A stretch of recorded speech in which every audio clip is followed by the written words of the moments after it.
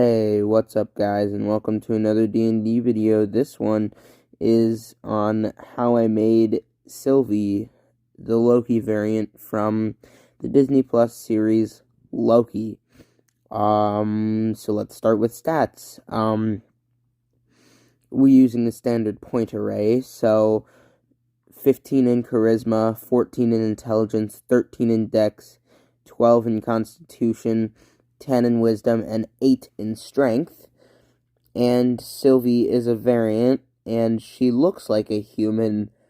So do variant human, then charisma to increase, and then dex or intelligence to also increase. I'll do dex. Then choose deception for your skill of choice, and then feet, for the feet, take telepathic because she is, and increase charisma, and get detect thoughts for free once per long rest. Now to classes. Start with, and hear me out here, start with fighter. And, so we'll take proficiency in survival because that's just what Lokis do, and insight. Just watch Loki episode 6. She's really good with that. And now for equipment, take the leather armor and the longbow thing. Then for the other options, take either one. We just need the scimitar. Then for fighting style, take dueling because she only uses magic and her scimitar. And second wind is probably the only healing we will get. Don't quote me on that though. Then second level fighter gives us action surge so we can enchant people and fight in the same turn. Speaking of spells, let's go into sorcerer, and first level sorcerer we get cantrips. So let's take minor illusion for classic Loki sorcery. Light, so we can see in the dark with our dumb human eyes. Then take a damaging cantrip, and jeez, that's a lot of cantrips. I guess take another damaging cantrip. There's a lot of versatility here. Then we get some first level spells. And of course, take magic missile for even more Loki magic, and charm person because it's more of Sylvie's unique enchantment. And we also get some shadow sorcery, so let's see what that does. Shadow sorcerer gives us 120 feet of dark vision, so I guess light is just for your other variant humans out there. And we can make a charisma save to go to the void instead of dying when pruned. It's actually a really good ability, especially for first level sorcerer. So now that we're level 3, let's check it out and see if it's looking like Sylvie. We got good instincts and spells, and she's not a bad character. Not amazing, but solid for third level. Then let's finish our fighter levels, and at third level fighter, we get a martial archetype, and we'll do Battle Master to get the fancy feat of a Loki, and we get superiority like any Loki should, and for maneuvers, take evasive footwork, trip attack, and feint attack. Your DC for that is your proficiency bonus plus 8 plus your dexterity bonus. Let's be honest, everybody knows that you could do your strength bonus instead, but that is a -1 and your dexterity bonus is a +1. So you do the math, see what you want. Now, on second level of sorcerer, we get another spell. So take sleep, then you get sorcery points to make more spell slots. Also, as a 5th level overall character, our cantrips deal more damage, and we get a +3 proficiency bonus. Now let's continue and get meta magic. I'll take distant spell and quicken spell. Oh, and we get a 2nd level spell, take hold person. Now that we have second level spells, let's transfer to Wizard. And if I'm not getting the multi-classing thing wrong, I believe we get more spells. And if I'm not wrong, then I think we also get more cantrips for more versatile damage and Mage Hand. We get 2 damage and cantrips. Then we also get 6 first level spells, but you can only prepare 3 per day. But for our 6 spells, take Expeditious Retreat to escape with that Tempad, then Shield, Silent Image, False Life, Jump, and Long Strider. We also get Arcane Recovery to regain a first level spell slot, and at second level Wizard, we get an Arcane Tradition. Obviously take Enchantment. Who wouldn't if they're playing Sylvie?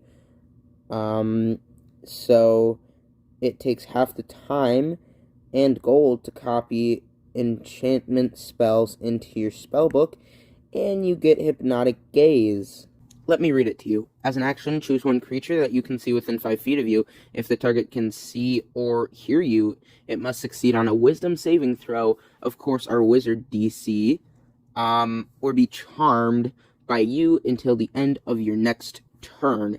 The charmed creature speed drops to 0, and so they can't move, and the creature is incapacitated and visibly dazed. On subsequent turns, you can use your action to maintain this effect, extending its duration until the end of your next turn. However, the effects end if you move more than 5 feet away from the creature, if the creature can neither see nor hear you, or if the creature takes damage. Once the effect ends, or the creature succeeds on its initial saving throw against this effect, you can't use this feature on that creature again until you finish a long rest. And notice the wording of that, on that creature. So you can use this as many times per long rest as you want, just has to be on different creatures. And we get one more thing from second level Wizard, 2 more spells, and because we have 5 multi-classing levels in a spellcaster, those spells can be first, second, or third level. So take Counterspell and Major Image. Back to Sorcerer for a feat and another cantrip. For the feat, take Mage Slayer to absolutely demolish the Timekeepers. Then take Blade Ward because you need to be defensive sometimes. And you get one more spell. Take Misty Step because it's kind of like what she does with the Tempad. We'll get something kind of better for this later. 5th level Sorcerer, you get a spell. Take Greater Invisibility. 6th level Sorcerer, you get another spell. Haste is good, and we get our Sorceress Origin feature. And it is the Hound of Ill Omen. And it says exactly, you gain the ability to call forth a howling creature of darkness to harass your foes. As a bonus action, you can spend 3 sorcery points to magically summon a Hound of Ill Omen to target one creature you can see within 120 feet of you. The Hound uses dire wolf statistics from the Monster Manual or Appendix C in the player's handbook. I believe it's actually Appendix D, but whatever, must have been a misprint because I looked in Appendix C and that's not monsters. With the following changes. The Hound size is medium, not large, and it counts as monstrosity, not a beast. It appears with a number of temporary hit points equal to half your sorcerer level, and it can move through other creatures and objects as if they were difficult terrain. The Hound takes 5 force damage if it ends a turn inside an object. At the start of its turn, the Hound automatically knows its target's location. If the target was hidden, it is no longer hidden from the Hound. And the Hound appears in an unoccupied space of your choice within 30 feet of the target. Roll initiative for the Hound. On its turn, it can move only toward its target by the most direct route, and it can use its action only to attack its target. The Hound can make opportunity attacks, but only against the target Additionally, while the hound is within 5 feet of the target has disadvantage on saving throws against any spells you cast. The hound disappears if its hit points are reduced to 0, if the target's hit points are reduced to 0, or after 5 minutes. Back to Wizard. Now, 5th level spells, and 2 of them. So take Modify Memory. What's that? She can't do that? Well, now she can. Then, take Dominate Person. 4th level Wizard. And we get an ability score improvement, so take it in Dex to increase your maneuver speed DC, and more spells. They don't matter until higher levels, so take whatever you want. I will warn you before we get more spells. Nothing but spells at 5th level Wizard, 6th level Wizard, and we get a Diverting Charm ability that lets us make an attacker redirect an attack if they fail a Wisdom save. 8th level Wizard gives us an ability score improvement or a feat. Take the Defensive Duelist feat, because that just works out for Sylvie.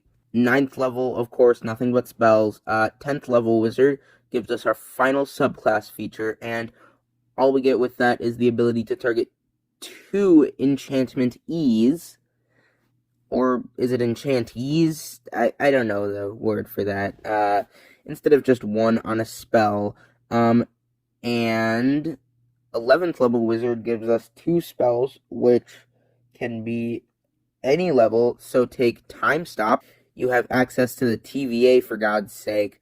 Also take Power Word Kill for puny constitution dumping noobs, because I totally didn't do that. Now, let's go over pros and cons. Pros, damage versatility in most cantrips.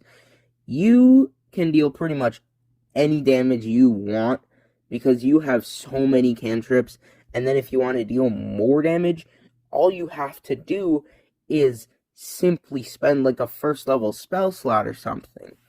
Also, you have a lot of charms and enchantments, which goes with Sylvie pretty well, and if people fail their wisdom saves, which are most of the only saves, but then again, charms are constitution, but if they fail their saves, if they're, like, dumping their soft stats other than intelligence, then they are gonna have a bad time.